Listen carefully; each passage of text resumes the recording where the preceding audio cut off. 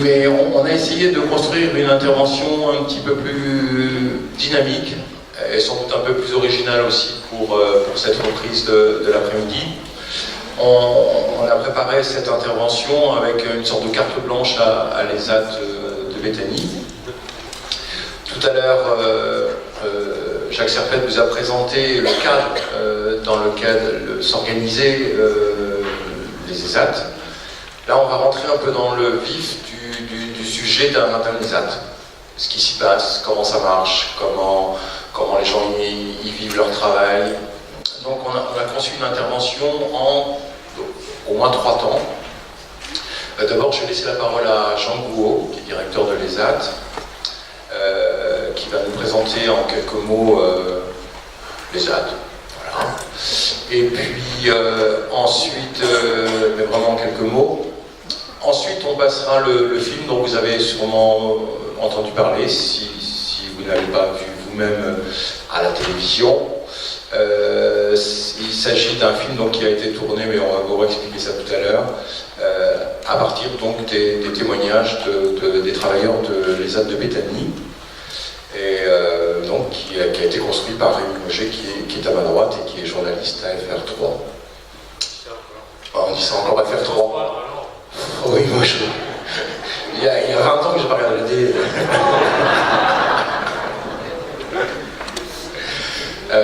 Donc voilà, on va passer le film, et puis ensuite on aura un moment de retour sur le film.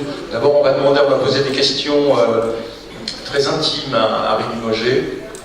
On va lui demander pourquoi il s'est intéressé à cette histoire et comment il a vu ça. Vous savez que le regard des journalistes, à chaque fois qu'on invite quelqu'un qui vient un peu des médias, il a toujours un petit peu un regard en biais sur la manière dont on travaille, et c'est toujours très intéressant de cette image qui est renvoyée un petit peu par des personnes qui ne travaillent pas, qui ne vivent pas dans ces milieux dans lesquels nous travaillons nous. Donc on passera un petit peu de temps à ça. Et puis ensuite, vous avez vu qu'il y a beaucoup de chaises.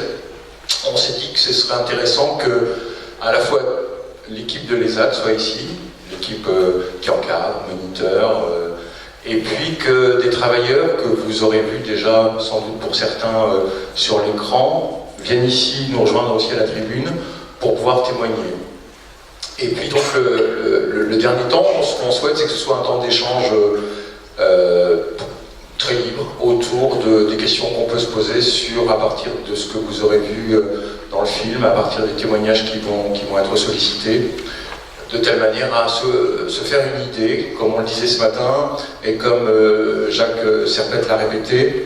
Ce qui est important, c'est qu'on se connaisse et qu'on se reconnaisse. Donc, on a aussi imaginé que cette intervention, la fin de cette intervention, pourrait être un moment justement où on puisse se connaître et se reconnaître.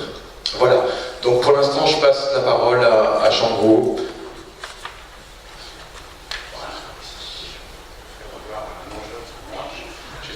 Dès qu'il n'y a plus de 2 boutons, moi je suis un peu perdu. C'est bien qu'on me donne déjà un outil qui fonctionne.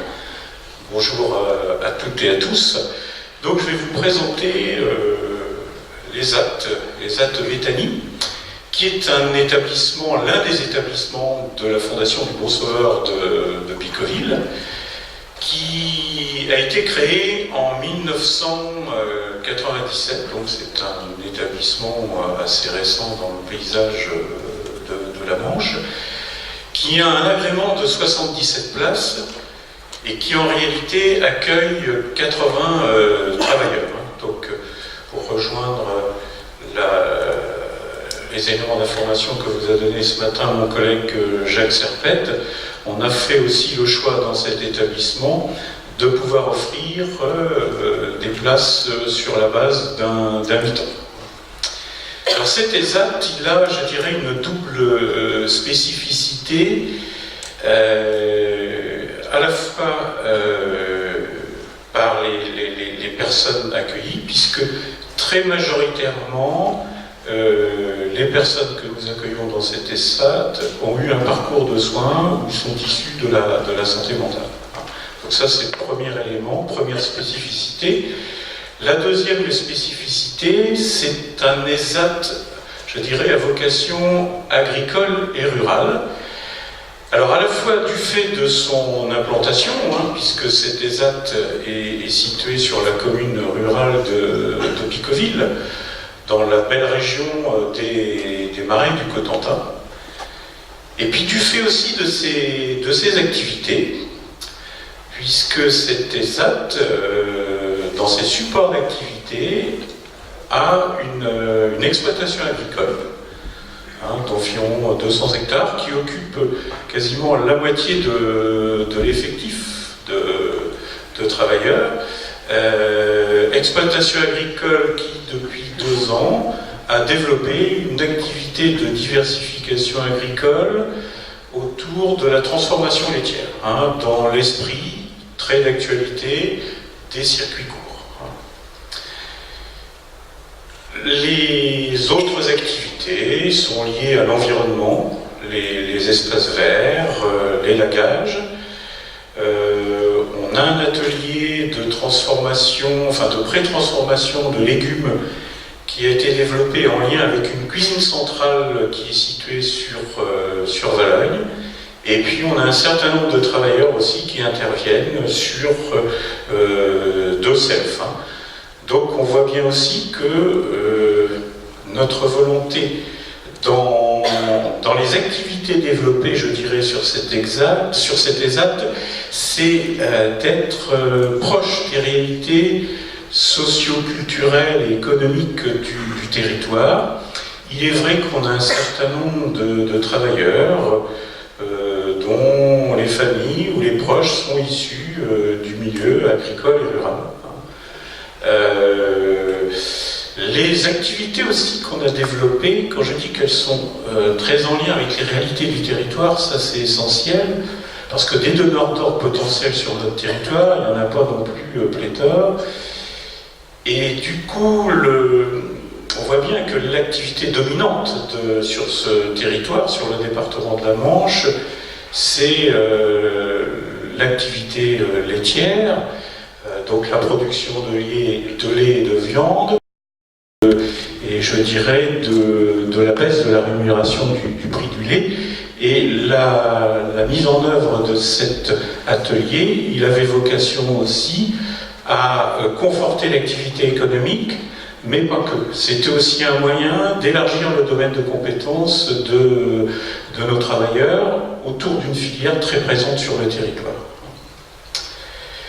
Alors vous me direz, pour faire fonctionner tout cet ensemble, eh bien, on a besoin de professionnels qui au quotidien accompagnent, encadrent. Donc l'équipe de l'ESAT de Béthanie, c'est une dizaine de moniteurs, avec un responsable technique, un infirmier coordinateur, qui lui fait plus le lien avec les collègues du sanitaire et l'ensemble de la profession sanitaire. Nous avons une chargée d'insertion qui a vocation aussi à travailler tout ce qui est l'arrivée en stage sur notre ESAT, pour les gens qui souhaiteraient intégrer ou qui seraient orientés sur notre établissement, et qui a vocation aussi à s'ouvrir vers l'extérieur, et en particulier en direction des entreprises du territoire, donc sous forme de stages d'immersion en particulier.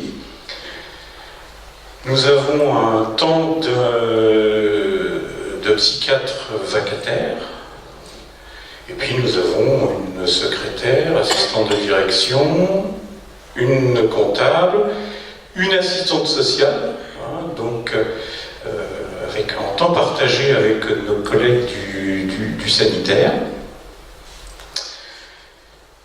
L'autre singularité aussi, je dirais, de notre établissement, c'est de ne pas disposer d'un foyer de vie, qui serait adossé à l'ESAT en règle générale.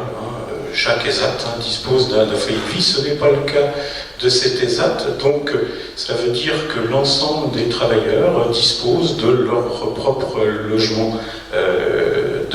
logement, personnel.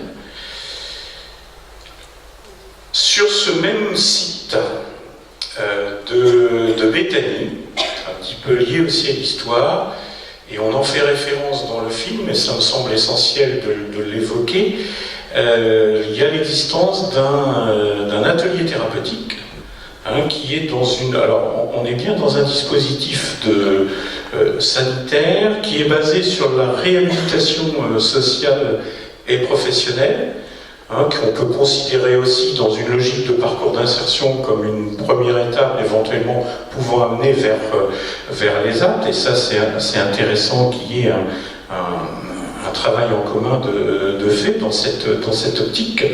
Et cet atelier thérapeutique a comme support d'activité la production de légumes, de poulets, et gère un magasin de vente directe, donc sur lequel vous retrouvez l'ensemble des productions légumières de cet atelier, ainsi que les yaourts, les produits laitiers de Béthanie.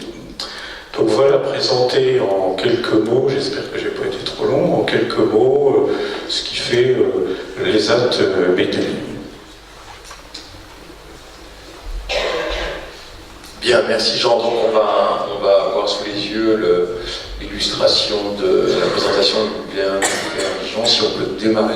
Tu veux le présenter? C'est juste 15 secondes pour vous dire que c'est un ensemble de 4 reportages qui sont accolés pour des raisons techniques, et il n'y a même pas de fondure noire entre chaque.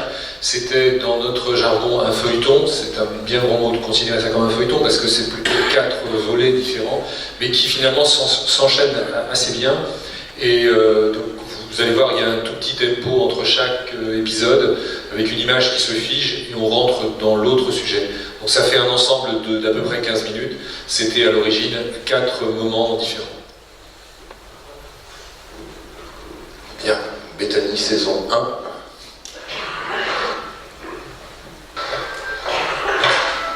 Je vais passer la parole à Rémi Mochet qui... je vais interviewer un journaliste. La question qui se pose, parce que personnellement je ne connais pas du tout l'histoire de ce film, donc ce qu'on aimerait savoir, c'est d'abord au fond d'où est l'origine de cette idée de venir filmer Béthanie. C'est un atavisme complet. Moi, tout ce qui touche à la terre m'intéresse, et il se trouve que je tournicote pas mal dans cet environnement de l'agriculture. Et j'entendais parler de Béthanie depuis de nombreuses années, et avec une forme de jalousie chez les agriculteurs de l'univers ordinaire, n'est-ce pas? Et parce que c'est une ferme qui a des moyens, qui y avait à leurs yeux comme une distorsion de concurrence. Main-d'œuvre abondante, spécialisée, ça fait un peu sourire. Et un jour, j'ai pris mon téléphone, j'ai appelé, j'ai eu envie de savoir ce qu'il y avait derrière ce mystère Béthanie. Et on m'a ouvert les portes toutes grandes. Je suis venu, je me souviens pas, une demi-journée en repérage. On va me le confirmer. Oui, c'est ça, une demi-journée. On a commencé à penser pour moi à un casting. On appelle ça comme ça. Il fallait que je trouve fallait que j'incarne mon idée de reportage avec des profils assez différents, de préférence. Et c'est comme ça que j'ai rencontré Jean-Jacques, Daniel et les autres. Jean-Jacques, quand je parle d'atavisme, j'étais gâté parce qu'il est né à 3 ou 4 km de chez moi, donc voilà, ça crée des liens. Et puis, on a dû caler une série de reportages sur 3 jours. Voilà, il suffisait de se lever tôt et d'être avec eux, ça marche tout seul après, c'est pas compliqué.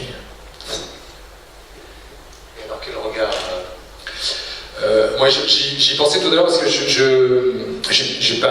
j'ai revu simplement l'ensemble des reportages en les copiant la semaine dernière. Je les avais pas revus depuis, mais j'en avais entendu parler pas mal. C'est vrai qu'on n'a pas toujours des retours sur notre travail, mais là j'en ai entendu parler 2 ou 3 fois ces derniers mois.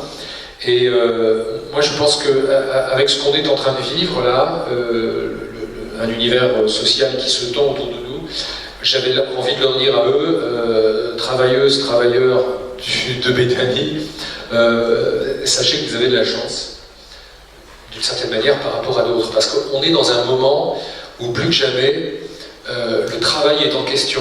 C'est-à-dire, j'ai vraiment le sentiment que le travail est en crise. Enfin, c'est pas moi, je suis pas moi tout seul. Et on n'en parle pas de cette crise-là. Il y a des campagnes électorales qui se trament, là, j'ai cru comprendre ça. Je pense qu'il y a des vérités qui ne se disent pas autour du travail. D'aucuns bienveillants sont en train de réfléchir au revenu universel.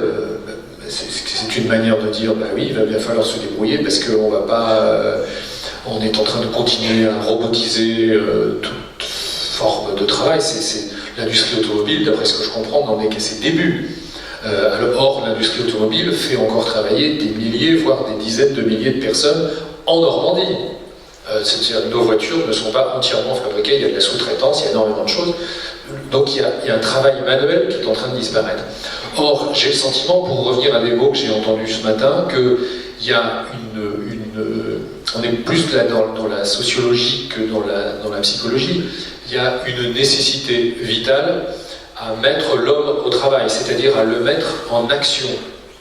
J'ai entendu des mots comme inclusion, qui me semble-t-il, vous me confiez à l'instant que c'était assez nouveau dans votre vocabulaire. L'inclusion, c'est le contraire de l'exclusion. J'ai entendu le mot village ce matin, parce que Béthanie, d'une certaine manière, est une forme de village. Tout ça, dans le monde commun, enfin dans le monde qui est le nôtre à tous, hein, dans lequel nous sommes inclus, vous êtes inclus, vous en faites partie, les villages sont en train de disparaître. Il n'y a plus personne dedans. Il n'y a plus de travail dans les villages. Il y a des résidences secondaires où il y a des gens sur des grosses machines. Et c'est l'homme en action, l'homme qui n'est pas inerte, l'homme qui n'est pas sédentaire, l'homme qui n'est pas en train de prendre du poids parce qu'il ne travaille plus, c'est quelque chose qui dans nos sociétés devient une réalité. Et plus les sociétés sont dites avancées, plus on remarque ces réalités-là. Donc, quand je dis vous avez de la chance de travailler, je pense que c'est essentiel à votre équilibre psychologique, mais aussi d'une certaine manière à l'univers social. Et peut-être finalement ce que vous réussissez à faire, bon, sans doute parce que vous êtes subventionné, la question économique est évidemment importante, mais d'un point de vue anthropologique, il me semble qu'il y a dans votre milieu une volonté, une ambition à saluer par l'ensemble de la société, c'est-à-dire se faire du bien par être actif, être dans l'action, et peut-être, plutôt que de mettre des gens devant des écrans, les faire redevenir des acteurs de leur vie qui cultivent ce qu'ils consomment. Moi, je préfère être chasseur-cueilleur que zappeur. Voilà. Je ne sais pas si on se comprend.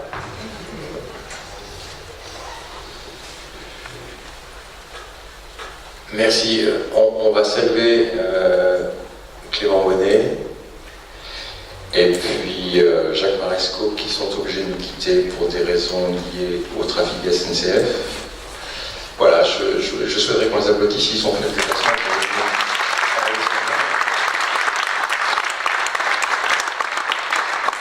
Merci encore. Bien, est-ce que vous voulez bien venir monter? On va essayer d'avoir un petit moment où chacun va pouvoir d'abord se présenter, peut-être profiter de l'occasion pour d'avoir le micro pour répondre peut-être juste à une petite question simple si vous en avez envie, de savoir la place que Béthanie a dans votre vie, ce que ça vous apporte. Si vous avez envie de dire deux mots juste après vous êtes présenté, on va commencer par les acteurs. On va attendre que tout le monde s'assoie.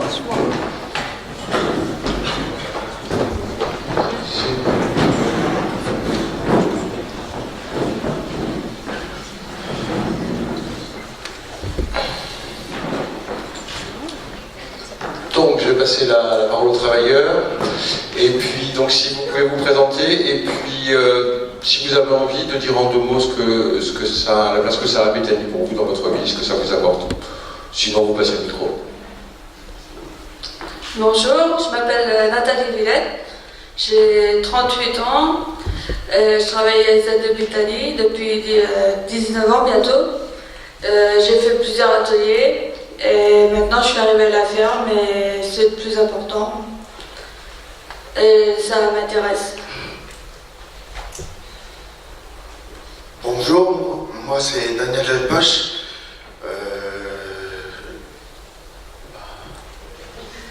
42 ans. Au CAD de Béthanie. Les bovins. Bonjour, moi je m'appelle Jean-Jacques Blondel. Je suis arrivé en 97. J'avais peut-être bien 25 ans. Et puis je suis arrivé en atelier bovin dans la deuxième équipe, dans l'équipe haïtienne. Et puis je m'occupe que des animaux. Chez moi je fais des loisirs, le foot, la pêche, tout ce que je peux. J'ai 50 ans, j'ai changé de voiture. Et voilà. Ma mère est tournée à mauvais parce que j'ai ça un champ pour pêcher à la mer. On traverse un champ, c'est bon. Bonjour, je m'appelle Sébastien David, j'ai 35 ans et ça fait 15 ans que je suis au CAD de Béthanie. Et je suis au bovin. Bonjour, moi c'est Loïc, j'ai 24 ans, je suis plus petit. Moi je travaille à la Transfo et là ça fait 5 ans que je suis à l'ESAT.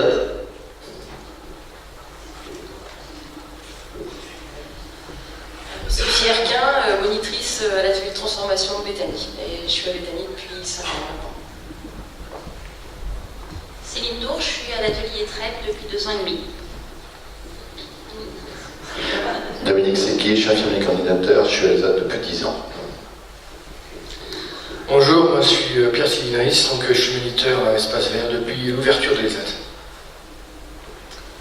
Bonjour, moi je m'appelle Christina, je suis chargée d'insertion à l'ESAT depuis 4 ans.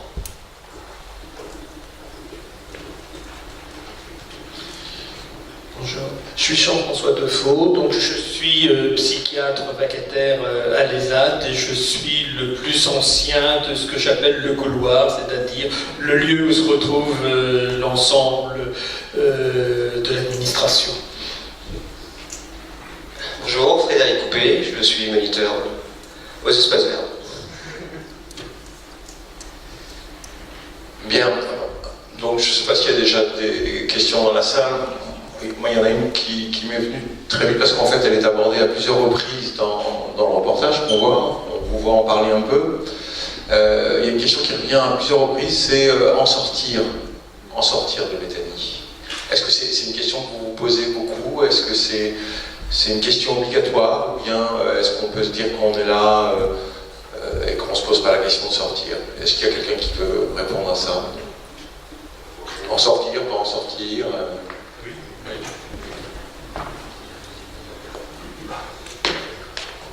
Donc, pour moi personnellement, après je ne sais pas ce qu'en pensent mes collègues, mais pour moi, en sortir pour l'instant, non, parce que ça nous aide. On a de la chance d'y être en ESAT quand on est handicapé. Après, peut-être plus tard, mais pour l'instant, non, c'est bon. Voilà. Mais en sortir, oui, c'est possible, pas pour l'instant. Oui, c'est sûr que c'est possible, ça serait bien pour voir ailleurs. Déjà faire des stages, tout ça c'est bien. Et d'essayer d'être dans le milieu ordinaire, parce que comme si des fois on nous voit comme handicapés, et voir dans le milieu ordinaire comment on pourrait se comporter, et même si on n'a pas bon caractère des fois, et qu'on ne s'entend pas avec certains travailleurs. C'est pour ça que moi j'ai envie d'essayer d'aller dans le milieu ordinaire. Si on veut, on peut.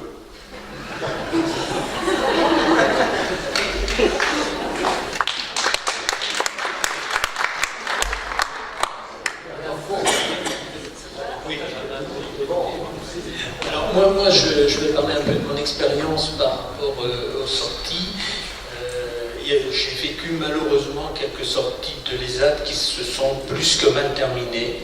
Donc c'est vrai que à ce moment-là, c'est déjà vieux ça, moi les sorties, je suis très très précautionneux maintenant. On a la chance d'avoir une entreprise adaptée qui me semble moi un pont intéressant. Hein.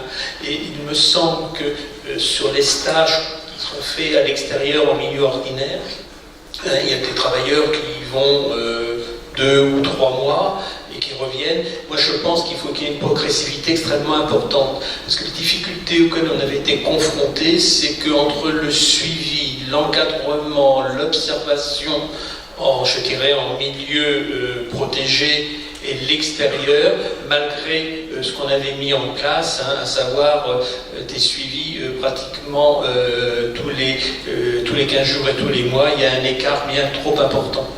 Hein, et je crois que la sortie est bien entendu toujours un objectif, mais avec ses limites et les précautions à prendre par rapport à ça. Je crois qu'il y a aussi un élément qui me semble important. À l'ESAT, on peut prendre le temps. C'est prendre le temps aussi, c'est retrouver l'estime de soi, c'est prendre confiance en soi, et c'est prendre confiance en ses capacités. Et ça, effectivement, il faut un petit peu de temps. Il faut construire les choses, il faut poser les choses. Voilà, donc ma petite précision.